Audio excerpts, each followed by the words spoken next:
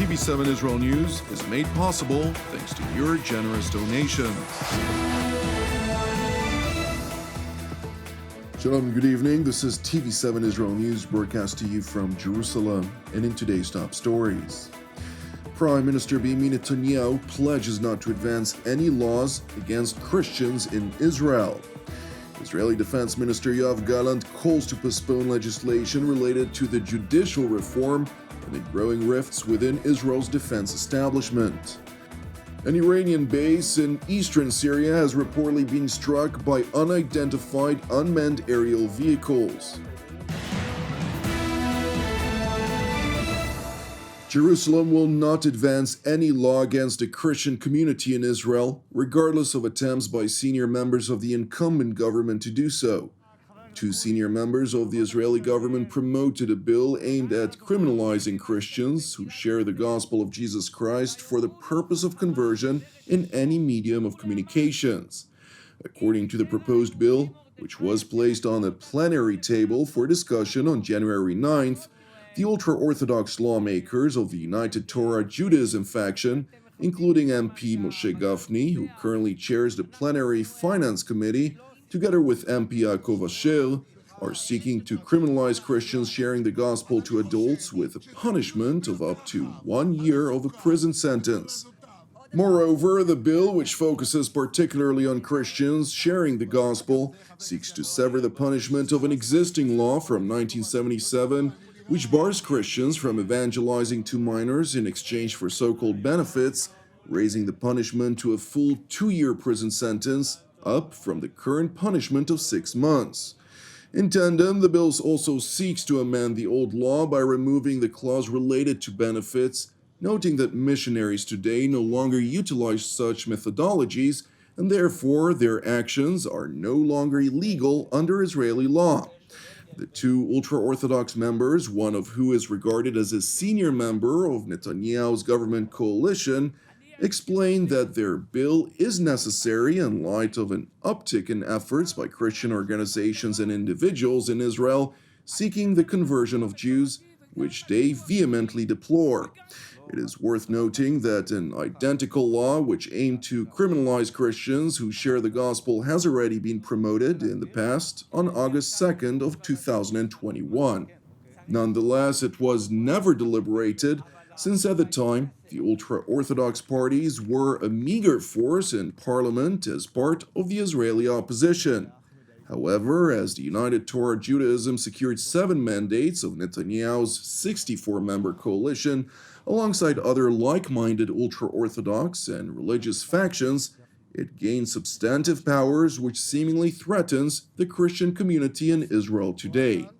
Nevertheless, with the knowledge of the far-reaching ramifications of such a bill becoming law, alongside substantive pressure from senior officials in both the United States and Europe, Prime Minister Netanyahu published a statement on his Twitter account last night in which he proclaimed in both Hebrew and English, quote, "We will not advance any law against the Christian community."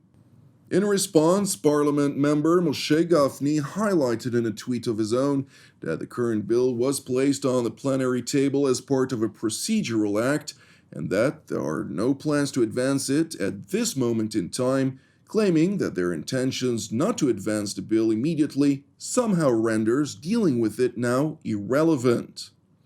In other news, nationwide protests against the government's judicial reform is apparently gaining momentum. Amid the deepening crisis, which includes deeply alarming divisiveness within Israeli society, Israeli Defense Minister Yoav Gallant has called to postpone legislation related to the judicial reform and to immediately engage in dialogue with the opposition. The call by Jerusalem's top defense official aims to alleviate nationwide tensions, which has become increasingly violent and has clearly impacted the Israeli security establishment in a negative manner.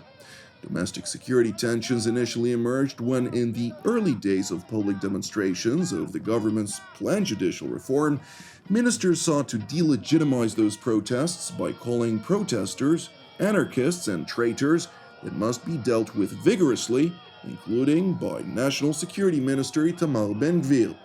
Consequently, a growing movement of Israelis who serve in some of the IDF's most elite units have threatened to cease showing up to their reserve duty, which is on a voluntary basis, including many of the most operational forces in the Air Force, intelligence services, and operational special forces. In response, Defense Minister Yoav Gallant, alongside members of the opposition and military leaders, have called on reservists to continue to serve, highlighting that refusing to do so may be detrimental to the security of the State of Israel. צה"ל הוא כלי המגן של מדינת ישראל. בלי צה"ל אין קיום למדינת ישראל ולאזרחים שלה. וכל תופעה שמערערת על העניין הזה היא מסוכנת. הנושא של סרבנות על כל ההיבטים שלו, גם הקריאה אליו ויותר מזה ההצטרפות אליו, היא דבר מסוכן ומסוכן לקיום של כולנו. אנחנו צריכים לא רק להילחם, לא רק לדחות, אלא להוקיע כל תופעה מהסוג הזה, לא משנה מה הסיבות שלה. מפני שהיא לוקחת אותנו לדיון שאנחנו לא יכולים להיות בו. IDF Chief of General Staff Lieutenant General Herzi Halevi, who has been mostly silent on matters of the judicial reform, during a meeting with IDF commanders from reserve units, warned of emerging rifts in Israel's society that are impacting the IDF and which will be hard to repair in the future. יש סדקים שיכולים להיווצר שאנחנו לא נוכל לתקן אותם אחר כך. אבל אני חושב שלנו יש אחריות מכל דעה ומכל כיוון שלא ייווצרו סדקים. סרבנות היא קו אדום. היא לא צריכה להיות בפרוטוקול. לא נכון לדבר סרבנות. לא נכון לעשות סרבנות.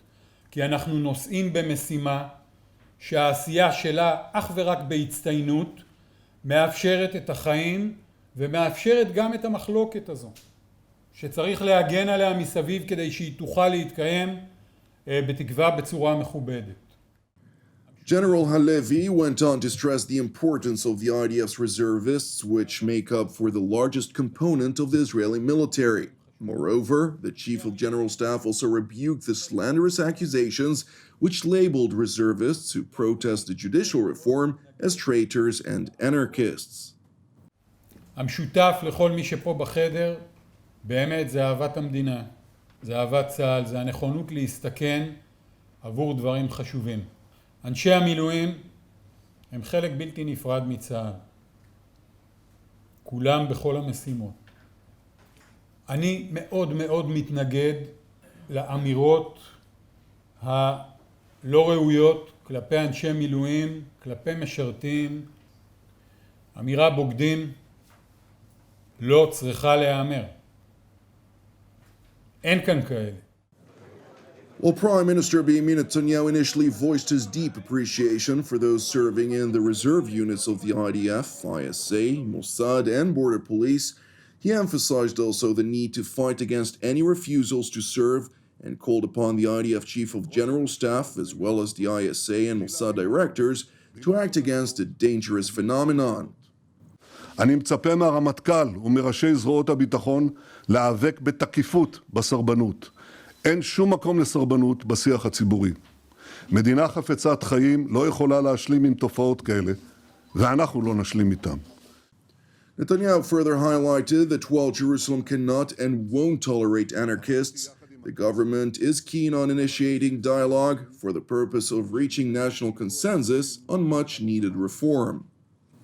במקום ההסתה והקריאות לאנרכיה, במקום הנדסת התודעה של ערוצי התעמולה, צריך להיות דיון אמיתי, ענייני, מעל הכל הוגן, ברפורמה המשפטית. נשמת אפה של הדמוקרטיה זה האיזון בין שלוש הרשויות, המחוקקת, המבצעת והשופטת. איזון זה הופר בישראל במהלך עשרות השנים האחרונות, כפי שלא קרה בשום דמוקרטיה בעולם. ועל כן יש היום הסכמה רחבה על הצורך להחזיר את האיזון הנדרש שהיה קיים במדינה כמעט יובל שנים. לשם כך נבחרנו וכך נעשה.